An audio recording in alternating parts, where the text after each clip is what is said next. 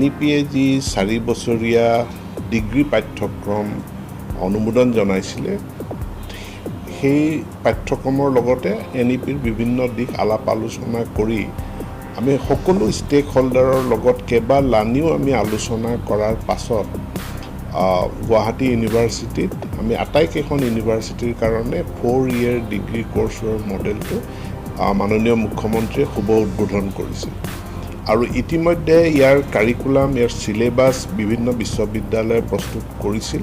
আৰু সেই অনুযায়ী আমি এই বছৰ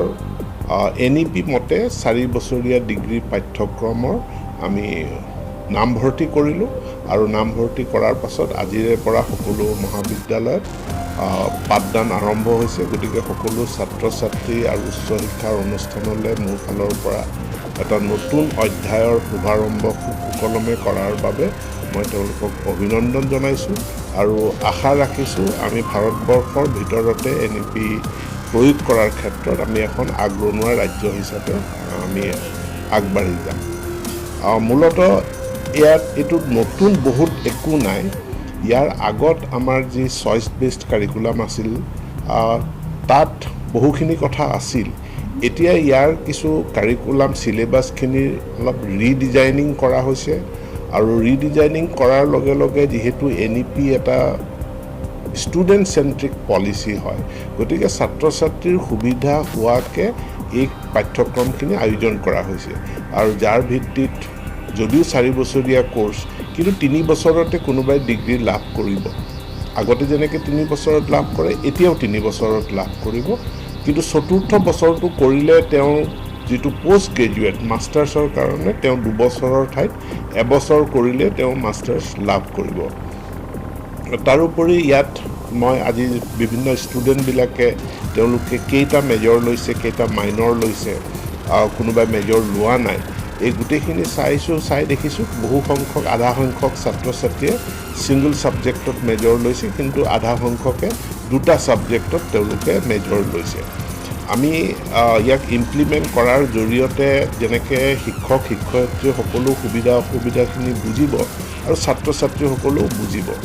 মই মহাবিদ্যালয়ৰ শিক্ষকসকলক বিশেষ এটা অনুৰোধ জনাব বিচাৰোঁ এইবাৰ নামভৰ্তিত মই দেখিছোঁ যে ছাত্ৰ ছাত্ৰীসকলে কোৰ্ছ ছাবজেক্ট সিলেকশ্যন কৰাৰ ক্ষেত্ৰত তেওঁলোক অলপ কেতিয়াবা কনফিউজ কৰিছে বহুতখিনি কাউন্সেলিং কৰিব লগা হৈছে আমাৰ মহাবিদ্যালয়ৰ শিক্ষক শিক্ষয়িত্ৰীসকলে আগতীয়াকৈ যদি আমাৰ হায়াৰ ছেকেণ্ডেৰী শ্ৰেণীসমূহত তেওঁলোকে গৈ ছিনিয়ৰ ছেকেণ্ডেৰী স্কুল বা হায়াৰ ছেকেণ্ডেৰী স্কুলত গৈ তেওঁলোকে আগতীয়াকৈ অলপ যদি কাউন্সেলিং কৰে তেনেহ'লে ছাত্ৰ ছাত্ৰীসকলে মানে ডিগ্ৰীত কি পঢ়িব কি নপঢ়িব এইটোক লৈ তেওঁলোকে এটা ক্লেৰিটি লাভ কৰিব মই বহুতত দেখিছোঁ যে কিছুমান ছাবজেক্ট আছে যিবিলাক ছাবজেক্টত নামভৰ্তি 50% আসনো সেইবিলাক অলপ নতুন ধৰণৰ ছাবজেক্ট যেনে ধৰি লওক কোনোবাত এগ্ৰিকালচাৰ আছে ক'ৰবাত টুৰিজম আছে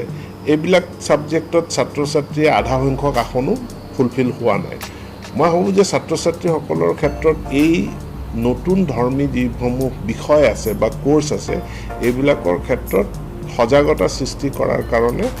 higher secondary school senior secondary স্কুলত এটা এৱেৰনেছ কৰিব লাগে আমি বিভাগৰ তৰফৰ পৰাও কৰিম আৰু মহাবিদ্যালয়ক মই সহযোগিতা কৰিবৰ কাৰণে আগবঢ়াইছোঁ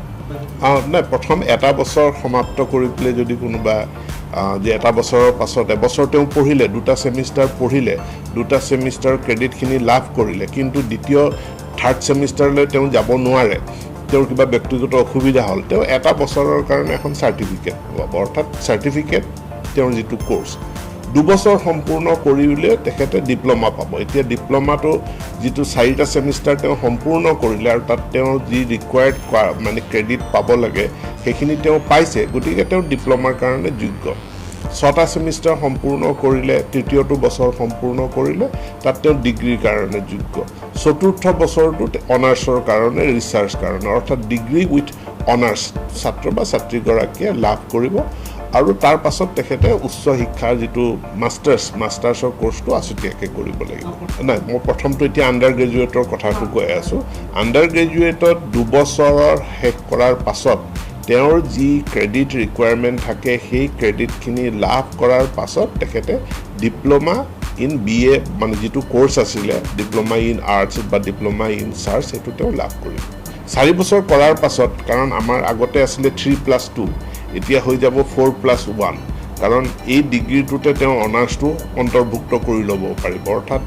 যদি মই কওঁ যে আগতে 3+2 আছিল এতিয়া 3+1 স্কোপ এটাও আছে 3+2 স্কোপ এটাও আছে ষ্টুডেণ্ট চেণ্ট্ৰিক